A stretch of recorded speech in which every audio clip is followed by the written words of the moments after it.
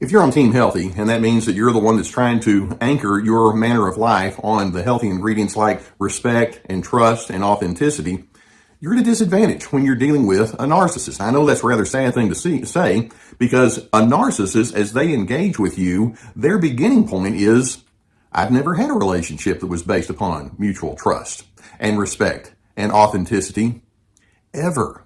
And I did get a souvenir. Krabby Joe magnet. Uh-huh. That is cool. Hand-painted. Cool. He broke up with me. Over fucking text. Yeah.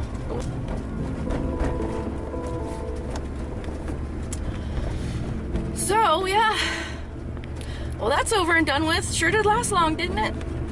And you're not going to be the first person. And that's very disillusioning for you as you begin to realize that's what you're dealing with. And sometimes it doesn't really show itself to be that way until you're deep into it. Now, this can be somebody that you're living with or you're married to. This can be somebody that's inside your extended family, or someone that you socialize with and you thought you had a really good thing going with, or someone in your business that you've had a camaraderie with. Over time, you begin realizing that the narcissist has an end game in mind, and that is, it's so important for them to look important, to appear impressive, to have all the correct ideas and opinions that a person is supposed to have to be the desirable person. That's their end game. And so that informs the way that they manage their current ways of dealing with you. They want to give the appearance that they have it all together, when in fact they don't. And the whole relationship that they have with you is based not upon authenticity, but upon their scheming mentality.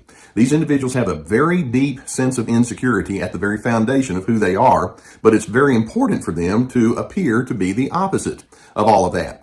And so what they're doing with you is posturing, as opposed to saying, what you see is what you get, because over time you realize, well, what I saw is definitely not what I get. Now, there are multiple indicators that a person is in this scheming kind of a mindset. Unfortunately, sometimes you don't see it until you're pretty deep into it or you've been around that person for a long time. But let me run through some of the strong indicators of a person who has this scheming kind of mindset.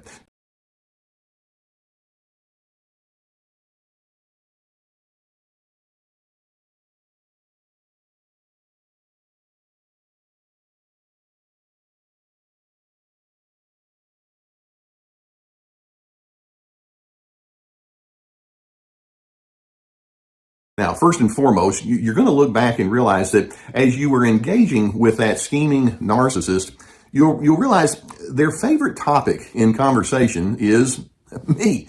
I have. They have an uncanny knack for bringing the topic of conversation back onto themselves. They like to talk about their favorite activities, or they're very free in sharing their opinions. They want to talk about people they've known, or places they've been, or friends that they've had, and fun things that they've gone along with. And that's normal in healthy relationships. We want to disclose and talk about those things. But with that schemer, you realize that the narcissist is not into you. They want you to be into them, and that becomes part of their starting point.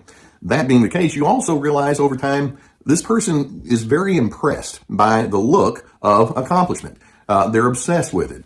They want to look good. They can be materialistic. They can be impressed by people who impress other individuals for superficial reasons, whether it's money or materialism and things like that. And they're drawn toward that. And it kind of gives you a hint as to what's going on inside of their mind and what draws and motivates them to be what they are. Also, we can say, in retrospect, as you look at where these people are, they have tremendous issues with envy. Envy means that the other person has something that they wish that they could have. And so if they hear about somebody who's had an accomplishment, or had good things happen to them, or just has some positive experiences that they're talking about, they may say something, they're thinking, well, I wish I could have that. But often they'll say, well, it's not what you think it is. They think they're all that. And they're very easy to criticize individuals.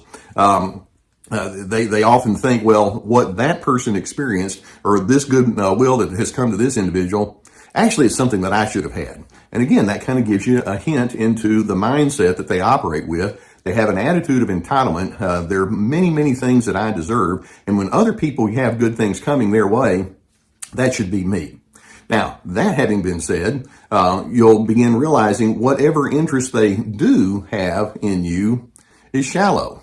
You know, they may ask, what have you been up to and who you've been spending your time with and did you enjoy your weekend with such and such? And they may show an interest in some of the superficial things that you do, but over time you realize they never really want to know my essence. Essence, the things that make it, essence comes from a Latin root word that means to be. Your being is not something that they really know how to delve into because they're not even aware of their own essence. They can't put out with you something that they don't have within themselves. They don't have that introspective nature that they want you to think that they have. Instead, you'll realize these individuals complain a lot about the people in their lives. And by the way, you're next.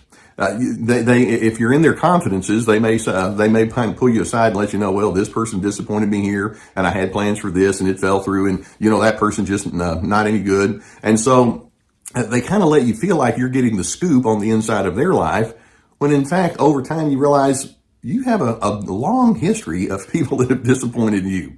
And you've had a long history of broken relationships. You don't have close friendships. You may have people that you do a lot of things with, but you don't have a history of close heart-to-heart kind of connections. Now, all of that, they can still show themselves to be interested in you, and they may, over time, until you get on their bad list, they can let it be, no, you and me, we're good. But as time goes on, these schemers actually show themselves to be very thin-skinned. The longer you're with these individuals, the more you realize, I've got to be careful that I don't say the wrong thing. Because if you do, then they get their feelings hurt very easily. They can be tense and agitated. There's this undertow of annoyance and irritability. They're easily offended. And then over time, you realize, yeah, that undertow of agitation, that's been there for a long time and it's very deep and it's starting to start coming in my direction. They have issues with impatience and annoyance and irritability and anger. And so all of this underneath the surface is just sitting there. They're very moody.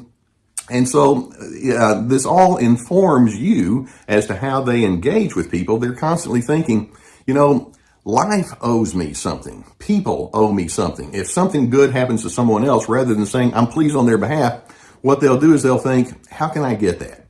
And then over time, you realize you're nothing more than a pawn on their chessboard. As long as you give them what they want, it's like, I'm okay with that. In fact, I'll just keep working you. And they may be nice and pleasant and all for a while.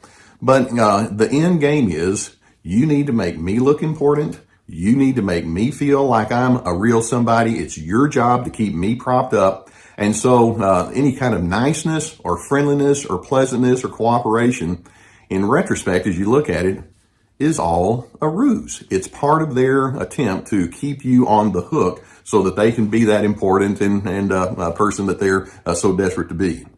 Enough is never enough with these individuals. Now, the bottom line is, we go back to this whole thing about team healthy. They want to give the appearance at times that they can be healthy. Some of them don't even go that far, but they can only go so far in terms of maintaining relationships. Eventually, they will implode. And when that happens, that's when you see all of the ugliness and the irritability that's been there with many other relationships. They can't disguise it forever. That I go back and say, healthy people have a sense of authenticity. They don't know how to be authentic. And eventually they show that any kind of pleasantness or favoritism that they have with you is just a mask. So the bottom line is you're never going to satisfy this individual. They're constantly watching you thinking, did you give me what I want?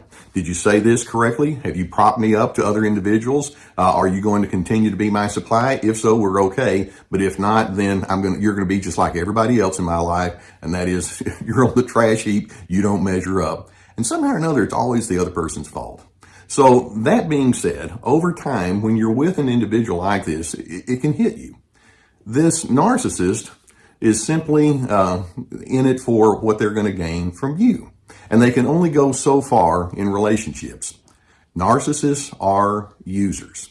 And I'm hoping that as you have this realization about what we're talking about, you'll come to the determination that says, I'll be used by no one. And once you see that that's their scheme, then I'm hoping you can say, I'm going to opt out. I'm assuming you'll go and you'll find your other targets that you'll have, but I'm not going to be one of those.